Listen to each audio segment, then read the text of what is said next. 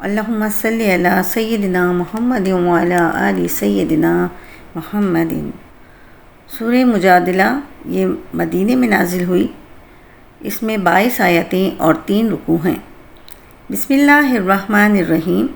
اللہ کے نام سے شروع جو نہایت مہربان رحمت والا ہے۔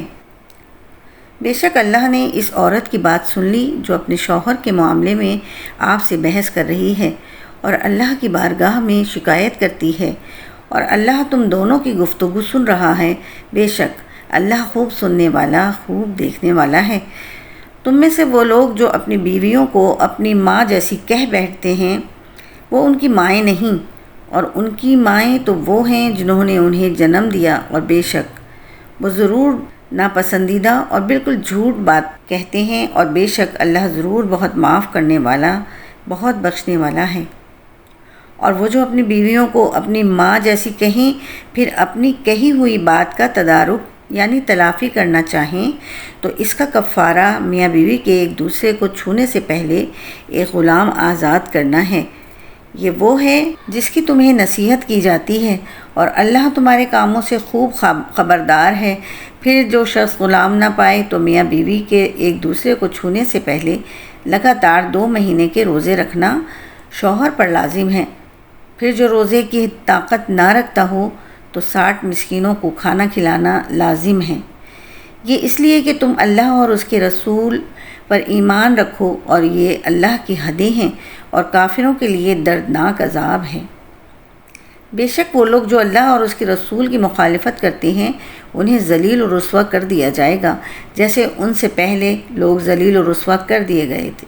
اور بے شک ہم نے روشن آیتیں اتاری، اور کافروں کے لیے رسوا کر دینے والا عذاب ہے۔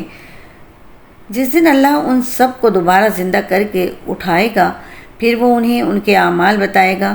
اللہ نے ان اعمال کو گن رکھا ہے، اور وہ لوگ انہیں بھول گئے ہیں، اور اللہ ہر چیز پر گواہ ہے۔ اے بندے، کیا تو نے نہ دیکھا کہ اللہ جانتا ہے جو کچھ آسمانوں میں اور جو کچھ زمین میں ہے؟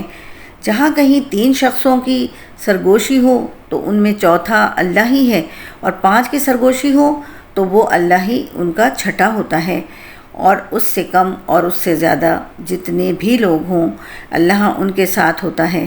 وہ جہاں کہیں بھی ہوں، پھر اللہ انہیں قیامت کے دن بتا دے گا جو کچھ انہوں نے کیا۔ بے شک اللہ ہر چیز کو خوب جانتا ہے۔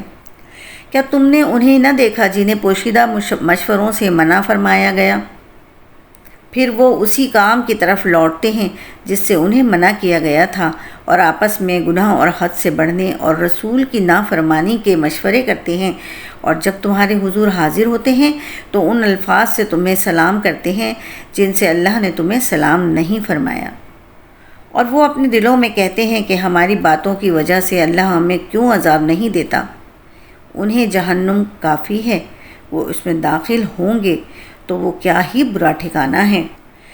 اے ایمان والو، جب تم آپس میں مشورہ کرو تو گناہ اور حد سے بڑھنے اور رسول کی نافرمانی کا مشورہ نہ کرو، اور نیکی اور پرہیزگاری کا مشورہ کرو، اور اس اللہ سے ڈرو جس کی طرف تمہیں اکٹھا کیا جائے گا۔ وہ پوشیدہ مشورہ تو شیطان ہی کی طرف سے ہے تاکہ وہ ایمان والوں کو غمگین کرے، اور وہ اللہ کے حکم کے بغیر ایمان والوں کا کچھ بھی نہیں بگاڑ سکتا، اور مسلمانوں کو تو اللہ ہی پر بھروسہ کرنا چاہیے۔ اے ایمان والوں، جب تم سے کہا جائے کہ مجلسوں میں جگہ کشادہ کرو تو جگہ کشادہ کر دو، اللہ تمہارے لیے جگہ کشادہ فرمائے گا، اور جب کہا جائے کھڑے ہو جاؤ تو کھڑے ہو جایا کرو۔ اللہ تم میں سے ایمان والوں کے اور ان کے درجات بلند فرماتا ہے جنہیں علم دیا گیا ہے، اور اللہ تمہارے کاموں سے خوب خبردار ہے۔ اے ایمان والو، جب تم رسول سے تنہائی میں کوئی بات عرض کرنا چاہو تو اپنی عرض سے پہلے کچھ صدقہ دے لو، یہ تمہارے لیے بہت بہتر اور زیادہ پاکیزہ ہے۔ پھر اگر تم اس پر قدرت نہ پاؤ تو بے شک اللہ بہت بخشنے والا، بڑا مہربان ہے۔ کیا تم اس بات سے ڈر گئے کہ تم اپنی عرض سے پہلے کچھ صدقے دو؟ پھر جب تم نے یہ نہ کیا اور اللہ نے اپنی مہربانی سے تم پر رجوع فرمایا تو تم نماز قائم رکھو اور زکوٰۃ دو، اور اللہ اور اس کے رسول کے فرما بردار رہو، اور اللہ تمہارے کاموں کی خوب خبر رکھنے والا ہے۔ کیا تم نے ان لوگوں کو نہ دیکھا جنہوں نے ان لوگوں کو دوست بنا لیا جن پر اللہ نے غضب فرمایا؟ وہ نہ تم میں سے ہیں اور نہ ہی ان میں سے، اور وہ جان بوجھ کر جھوٹی بات پر قسم کھاتے ہیں۔ اللہ نے ان کے لیے سخت عذاب تیار کر رکھا ہے، بے شک وہ بہت ہی برے کام کرتے ہیں۔ انہوں نے اپنی قسموں کو ڈھال بنا لیا ہے، تو انہوں نے اللہ کی راہ سے روکا تو ان کے لیے رسوا کر دینے والا عذاب ہے۔ ان کے مال اور ان کی اولاد اللہ کے سامنے انہیں ہرگز کچھ کام نہ دیں گے، وہ دوزخی ہیں، وہ اس میں ہمیشہ رہیں گے۔ جس دن اللہ ان سب کو اٹھائے گا تو اس کے حضور بھی ایسے ہی قسمیں کھائیں گے جیسے تمہارے سامنے کھا رہے ہیں، اور وہ یہ سمجھتے ہیں کہ وہ کسی چیز پر ہیں۔ خبردار، بے شک وہی جھوٹے ہیں۔ ان پر شیطان غالب آ گیا تو اس نے انہیں اللہ کی یاد بھلا دی۔ وہ شیطان کا گروہ ہیں، سن لو، بے شک شیطان کا گروہ ہی خسارے پانے والا ہے۔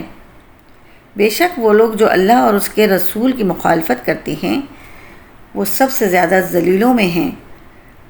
اللہ لکھ چکا ہے کہ ضرور میں غالب آؤں گا، اور میرے رسول، بے شک اللہ قوت والا سب پر غالب ہے۔